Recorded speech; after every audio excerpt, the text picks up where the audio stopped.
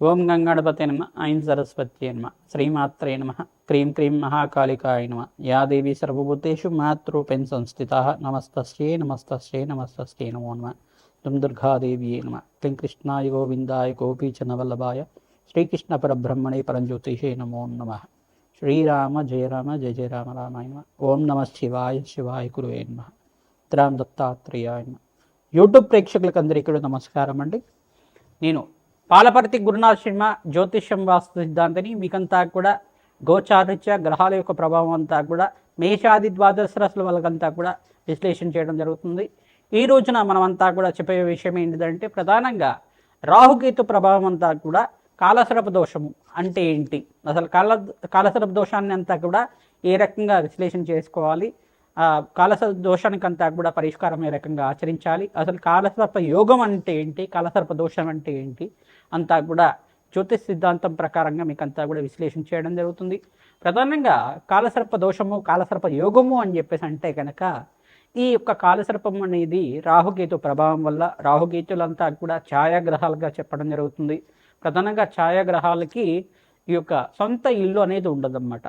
ఏ యొక్క రాశులకంతా కూడా వారికి రాష్ట్రాధిపత్యం లభిస్తూ ఉంటుంది. మిగతా గ్రహాలకన్నిటి కూడా రాహుకేతులంతా కూడా ఛాయాగ్రహాలు కాబట్టి వాటికంతా కూడా సొంత ఇల్లు అనేది ఉండదు. ప్రధానంగా ఏ గ్రహానికైతే కనుక కలిగికతో పాటు ఉంటారో, ఏ రాష్ట్రాధిపతితో పాటు కలిగితో ఉంటారో, ఏ రాశిలో అంతా కూడా వీరు సంచారం చేస్తుంటారు, లగ్న చక్ర ప్రకారంగా కానీ గోచారిత్య కానీ వాటి ప్రభావం అంతా కూడా ఆ రాష్ట్రాధిపతి ఇచ్చే ఫలితాన్ని ఇస్తుంటారు. ఛాయామార్తండ ప్రధానంగా ఛాయాగ్రహాలంతా కూడా చూసుకుంటే వీళ్ళంతా కూడా రాహు కేతు గ్రహాలంతా కూడా చూసుకుంటే రాహు గణాలని చెప్పేసి అంటారు. ప్రధానంగా గ్రహాలకి వీళ్ళంతా కూడా ప్రభావం ఏ రకంగా చూపిస్తూ ఉంటారు, అపసవ్య దిశలో సంచారం జరుగుతూ ఉంటుంది వీళ్ళదంతా కూడా.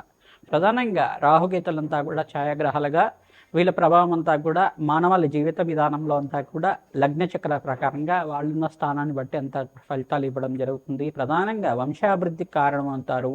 ప్రధానంగా సర్పదోషం కానీ సర్పశాపం కానీ ఏమైనా జాతకరీత్యా వర్తించి ఉంటే కనుక, రాహుకేతు ఒక స్తంభంలో మిగతా గ్రహాలన్నీ కూడా ఉంటాయి కనుక, రాహుకేతు మధ్యలోనే అన్ని గ్రహాలు మిగతా నవగ్రహాలన్నీ కూడా ఉంటే కనుక వీటికి అంతా కూడా కాలసర్పదోషము, పిలింగ కాలసర్పదోషం అని చెప్పేసి, వాసుకి కాలసర్పదోషం, తక్షక కాలసర్పదోషం, కర్కోటక కాలసర్పదోషం అని చెప్పేసి ప్రధానంగా ఈ యొక్క ప్రధానమైన దోషాలంతా కూడా చెప్పడం జరుగుతుంది. నవనాగ ఆరాధన చేయడం వల్ల కాలసర్పదోష నివారణ అవ్వడానికి ఆస్కారం ఉంటుంది. విశేషమైన క్షేత్రం ఏంటంటే కుక్కి పుణ్యక్షేత్రం, కుక్షి అనేది పుణ్యక్షేత్రం అంటారు. ప్రధానంగా మన కర్ణాటక దగ్గర అంతా కూడా ఉంటుంది. ఈ యొక్క సుబ్రహ్మణ్య స్వామి అంతా కూడా వాసుకి రూపంలో అంతా కూడా అక్కడ పుణ్యక్షేత్రంగా చెప్పడం జరుగుతుంది. ఆ పుణ్యక్షేత్రంలో అంతా కూడా చాలా విశేషమైన పుణ్య ఫలితాలు రావడానికి ఆస్కారం ఉంటుంది. ప్రతినిత్యం కూడా మీరు సుబ్రహ్మణ్య స్వామి ఆరాధన చేయడం, ఇట్లా నాగులున్న ప్రాంతం దగ్గర అంటే జోడు నాగులంతా కూడా ఉంటాయి. ప్రధానంగా చూసుకుంటే రావి చెట్టు ఉన్న ప్రాంతం దగ్గర ఈ నాగేంద్ర స్వామి విగ్రహాలంతా కూడా సర్పరూపంలో ప్రతిష్ఠ చేస్తుంటారు. సంతాన యోగం కోసం కావచ్చు, మరియు శీఘ్ర కళ్యాణ యోగం కోసమైనా కావచ్చు, శ్రీకాళహస్తి దగ్గర అయినా కావచ్చు, పుణ్యక్షేత్రంలో అంతా కూడా జోడు నాగులంతా కూడా సర్పరూపంలో మానసదేవ స్వరూపంలో అంతా కూడా ప్రతిష్ఠ చేయడం జరుగుతుంటుంది. తద్వారా మీరంతా కూడా ఈ యొక్క శీఘ్ర సంతాన యోగం ఫలితం రావడం కానీ, శీఘ్ర కళ్యాణ యోగం సిద్ధం రావడానికైనా కానీ కాలసర్ప యోగం అనేది ప్రధానమైన పాత్ర అనేది పోషిస్తూ ఉంటుంది. ప్రధానంగా 1, 2, 5, 7, 8 ఈ స్థానాల్లో కనుక రాహుకేతు సంచారం అంతా కూడా జరిగితే ఈ యొక్క కాలసర్ప దోషం ఉంది అని చెప్పేసి నేను నిర్ధారణ చేసుకోవాల్సి ఉంటుంది. నవమ స్థానంలో రాహు కానీ కేతు కానీ సంచారం చేస్తే పితృదోషం పితృశాపం అనేది చెప్పడం జరుగుతుంది. ప్రధానంగా కాలసర్ప దోషం అనేది ఈ స్థానాల్లో ఉంటే కనుక, 1వ స్థానం ఉంటే కారకో భావనాశయ, ఇప్పుడు శరీర కారకత్వాలంతా కూడా రోగ కారకత్వాన్ని చెప్తూ ఉంటుంది. ఎప్పుడైనా కానీ లగ్నంలో రాహు సంచారం జరుగుతుంటే కనుక శరీరాన్ని అనారోగ్య భావాలంతా కూడా ప్రధానంగా చెప్పడం జరుగుతుంది. అనారోగ్య ప్రభావం అనేది ఉంటుంది. ప్రధానంగా గుహ్య రోగాలు అనేది రావడం కానీ, ప్రధానంగా ఈ యొక్క ఉబ్బరం కానీ, ప్రధానంగా లంగ్స్ ఇన్ఫెక్షన్ రావడం కానీ, ఆస్తమా లాంటిది ఉండడం కానీ, బ్రీతింగ్ ప్రాబ్లమ్స్ ఉండడం కానీ, ప్రధానంగా చూసుకుంటే వీళ్ళకంతా కూడా ఈ యొక్క ఆర్టిజంతో బాధపడటం కానీ జరుగుతూ ఉంటుంది. ఈ యొక్క స్థానాల్లో ఉంటే కనుక రాహుకేతు సంచారం జరుగుతుంటే, చంద్రుడు రాహు కలిగితూ ఉంటే కొంచెం హార్ట్ ప్రాబ్లమ్స్ అనేది ఉండడం కానీ జరుగుతూ ఉంటుంది. ఇట్లాంటి ప్రాబ్లమ్స్ అనేది జరుగుతూ ఉంటాయి. ప్రధానంగా రాహుకేతులంతా కూడా గోచారిత్య వీళ్ళ ప్రభావం చాలా ఎక్కువగా ఉంటుంది. ఎక్కువ సంవత్సరాలంతా కూడా వీళ్ళ దశ అంతా కూడా నడుస్తుంది కాబట్టి తద్వారా మానవాళికి మేషాది ద్వాదశ వాళ్ళకంతా కూడా ప్రభావం ఎక్కువగా ఉంటుందన్నమాట. విదేశీయాన యోగం సిద్ధించాలన్నా, ప్రధానంగా స్థిర ఐశ్వర్యం రావాలన్నా, ఆకస్మికంగా ధనయోగం ధన ప్రాప్తి రావాలన్నా రాహుకేతు ప్రభావం అంతా కూడా ముఖ్య పాత్ర పోషిస్తూ ఉంటుందన్నమాట. ప్రధానంగా అమ్మవారి ఆరాధన, దుర్గాదేవి ఆరాధన చేసుకోవడం, మానసాదేవి ఆరాధన చేసుకోవడం, మానసాదేవి చరిత్రనంతా కూడా ప్రతినిత్యం కూడా మీరు ప్రవచనంలాగా వింటూ ఉండడం వల్ల శ్రేష్టమైన ఫలితాలు పొందడానికి ఆస్కారం ఉంటుంది.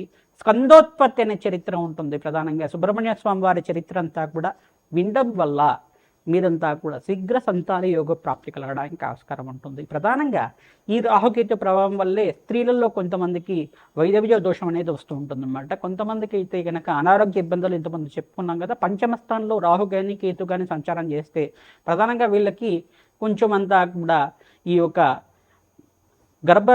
గర్భదోషాలు అనేది రావడం జరుగుతుంది. ప్రధానంగా దీన్ని పీసీఓఎస్ ప్రాబ్లం కానీ పీసీఓడి ప్రాబ్లం అని చెప్పేసి అంటూ ఉంటారు.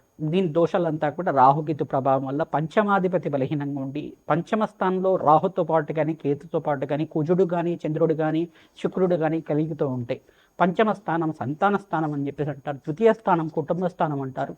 ఈ స్థానంలో కనుక ఉంటే గనక కొంచెం గర్భదోషం అనేది రావడానికి ఆస్కారం ఉంటుంది. తద్దోష నివారణార్థం నాగేంద్ర స్వామి ప్రతిష్ఠ చేసుకోవడం, మానసదేవి ఆరాధన చేసుకోవడం, ప్రధానంగా దానిమ్మ పళ్ళని మంగళవారం రోజున బ్రాహ్మణత్వంకి దానం చేయడం, ప్రధానంగా మినువులు దానం చేసుకోవడం, వెండి సర్పాన్నంతా కూడా 27 రోజుల దాకా సుబ్రహ్మణ్య స్వామి మూలమంత్రాలతోటి అంతా కూడా పంచామృతాలతో ఇంట్లో అభిషేకం చేసి వెండి సర్పాలతో ఉండ ఈ యొక్క 3 పడగలతో ఉన్న సర్పాన్నంతా కూడా చేయించుకొని ఆ వెండి సర్పాన్నంతా కూడా బ్రాహ్మణత్వం దానం చేయడం, మినువులు దానం చేసుకోవడం, కందిపప్పు దానం చేయడం వల్ల శీఘ్ర సంతాన యోగం ప్రాప్తి కలుగుతుంది. సంతాన యోగం ప్రాప్తి కలగడానికి ఆస్కారం ఉంటుంది. సుబ్రహ్మణ్య స్వామి మూలమంత్ర జపాలంతా కూడా ఆచరించాలి. తద్వారా శీఘ్ర సంతాన యోగం ప్రాప్తి కలగడానికి ఆస్కారం ఉంటుంది. వివాహాది శుభకార్యాలు జరగాలన్నా కానీ ప్రధానంగా సప్తమ స్థానంలో రాహుకేతు సంచారం జరుగుతాయి. ప్రధానంగా ఆలస్య వివాహాలు జరగడం కానీ, వివాహంలో ఆటంకం జరగడం కానీ సంచారం జరుగుతూ ఉంటుంది. లగ్నాధిపతి ఏ స్థానంలో ఉన్నారో అది కూడా చూసుకోవాల్సి ఉంటుంది. ప్రధానంగా శుభగ్రహాల యొక్క వీక్షణ అంతా కూడా చూసుకోవాల్సి ఉంటుంది. శుభగ్రహాల యొక్క వీక్షణ లేకుండా ఉంటే కనుక రాహుకేతు ప్రభావం అంతా కూడా ప్రబలంగా ఉంటుంది. తద్వారా ప్రతి విషయంలో కానీ ఆటంకాలు జరుగుతూ ఉండడం, వాయిదా పడుతూ ఉండడం కానీ, అనుకున్న పనులంతా కూడా సమయానికి జరగకపోవడం కానీ జరుగుతూ ఉంటాయి.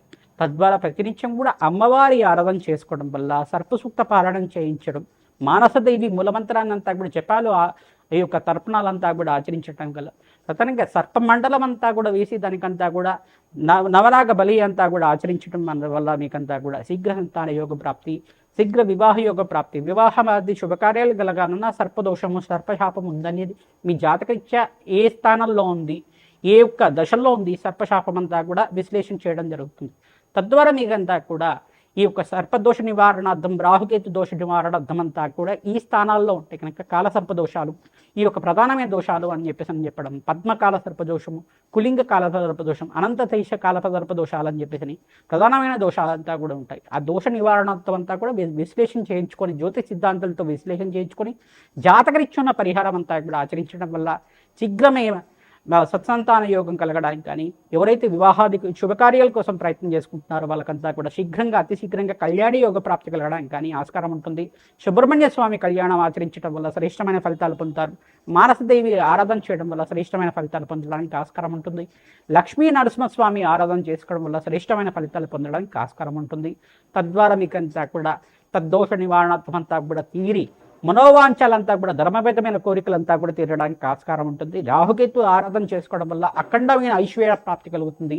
కోటేశ్వర యోగం సిద్ధించడానికి ఆస్కారం ఉంటుంది. ధనధాన్యాది సమృద్ధి కలగాలన్నా, మీకు స్థిరత్వమైన ఐశ్వర్యం సిద్ధించాలన్నా, స్థిరాస్తి కలగాలన్నా రాహుకేతు ప్రభావం అంతా కూడా మానవాళి మీద చాలా బాగా ఉంటుంది. కావున ఈ ప్రభావం అంతా కూడా దోష నివారణార్థం జన్మజాతకం ప్రధానంగా ఉంటుంది. కావున జాతకరీత్యా ఉన్న దోషాలకంతా కూడా పరిష్కారం ఆచరించండి.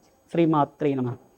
వృషభ రాశి జాతకులకి ప్రధానంగా రాశి తెలిసి ఉంటే కనుక రాశిని చూసుకోండి, లగ్నం తెలిసి ఉంటే కనుక లగ్నాన్ని చూసుకోండి. మీ జాతకరీత్యా కనుక ఈ స్థానంలో కనుక రాహుకేతు సంచారం జరుగుతుంటే కనుక లగ్న చక్ర వశాత్తు మీకంతా కూడా చూసుకుంటే రాహు ఏ ప్రథమ స్థానంలో కానీ, ద్వితీయ స్థానంలో కానీ, చతుర్థ స్థానంలో కానీ, పంచమ స్థానంలో కానీ, సప్తమ స్థానంలో కానీ, అష్టమ స్థానంలో కానీ రాహుకేతు సంచారం జరిగి రాహుకేతు మధ్యలోనే అన్ని గ్రహాలు ఉంటాయి. ఎక్కువ గ్రహాలు ఉంటే కనుక కాలసర్ప దోషంలో ఒక దోషం ఉన్నట్టు నిర్ధారణ అవుతుంది. ఆ దోషం నుంచి పరిహారం చేసుకోవడానికి నాగేంద్ర స్వామి ప్రతిష్ఠ చేసుకోవాలి, మానసదేవి ఆరాధన చేసుకోవాలి. ప్రధానంగా సర్పసూక్త పాలనం అంతా కూడా చేయించడం, సర్పమండలాన్ని అంతా కూడా వేసి ఈ యొక్క నాగేంద్ర స్వామి ప్రీతికరంగా నాగబలి అంతా కూడా ఆచరించడం వల్ల, నక్షత్ర బలి, నాగబలి అంతా కూడా ఆచరించడం వల్ల శ్రేష్టమైన ఫలితాలు పొందడానికి ఆస్కారం ఉంటుంది. ఈ నక్షత్రాల వాళ్ళంతా కూడా ఖచ్చితంగా మీరంతా కూడా ఆశ్లేష నక్షత్రం కానీ, ప్రధానంగా మూల నక్షత్ర జాతకులు కానీ, ప్రధానమైన నక్షత్రాలు సర్పజాతికి చెందిన నక్షత్రాలంతా కూడా చూసుకుంటే మీరంతా కూడా నాగబలి, నక్షత్ర బలి అంతా కూడా ఆచరించడం వల్ల శ్రేష్టమైన ఫలితాలు పొందడానికి ఆస్కారం ఉంటుంది. పూర్వభద్ర నక్షత్రాలు కానీ, పుబ్బ నక్షత్రం కానీ, ప్రధానంగా కొన్ని నక్షత్రాలు ఉంటాయి. ఆ నక్షత్ర జాతకులంతా కూడా ఈ యొక్క మీరు ఖచ్చితంగా అంతా కూడా సర్పదోష నివారణ పూజ అంతా కూడా ఆచరించడం, నక్షత్ర బలి, నాగబలి ఆచరించడం వల్ల శీఘ్రమేవ కళ్యాణ యోగ ప్రాప్తి కలుగుతుంది. శీఘ్ర సంతానం కోసం ప్రయత్నం చేసుకున్న వాళ్ళకి అతి శీఘ్రంగా సంతాన యోగ ప్రాప్తి కలగడానికి ఆస్కారం ఉంటుంది. జాతకం ప్రధానంగా ఉంటుంది. ఎప్పుడైనా కానీ పంచమ స్థానంలో రాహు కానీ, కేతు కానీ, అంగారకుతో కానీ, కుచుడితో కానీ, శుక్రుడితో కానీ, గురుతో కానీ రాహుకేతులు సంచారం చేస్తే గురు రాహువుల కలయిక జరిగి ఉంటాయి పంచమ స్థానంలో. అదంతా కూడా సంతానానికి ఆలస్యం అవడానికి ఆస్కారం ఉంటుంది. గురు చండాల యోగం అంటారు దీన్నంతా కూడా. ఈ స్థానాల్లో కనుక రాహుకేతులు ఉంటే దోషకారిగా ఉంటారని చెప్పేసి తెలుస్తుంది. తద్వారా మీకంతా కూడా కార్యసిద్ధి, కార్యజయం కలగడానికి ఖడ్గమాల స్తోత్రాన్ని పఠనం చేసుకోవాలి. రాహుకేతు నియమాలంతా కూడా పాటిస్తూ ఉండడం, మంగళవారం పూట, శుక్రవారం పూట, ఆదివారం పూట రాహుకేతు ప్రీతికరంగా ఈ యొక్క ఆవునేతో దీపారాధన అంతా కూడా నిమ్మకాయలతో దీపారాధన చేయడం వల్ల శ్రేష్టమైన ఫలితాలు పొందడానికి ఆస్కారం ఉంటుంది. ఖడ్గమాల స్తోత్రాన్ని పఠనం చేసుకోవాలి. ప్రధానంగా అమ్మవారి ప్రీతికరంగా దేవీ భాగవతాన్ని పారాయణం చేసుకోవడం వల్ల రాహుకేతు దోష నివారణ అవుతుంది.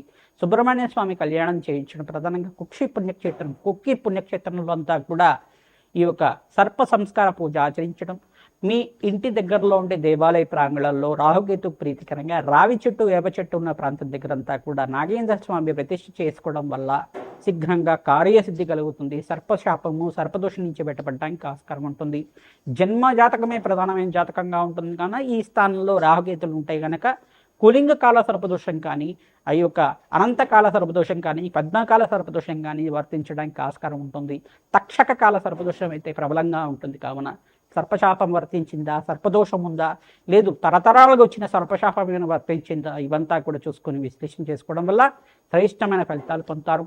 కుక్షి పుణ్యక్షేత్రాన్ని దర్శనం చేసుకోవడానికి ప్రయత్నం చేయండి. అక్కడ సర్ప సంస్కార పూజ చేయడానికి ప్రయత్నం చేయండి.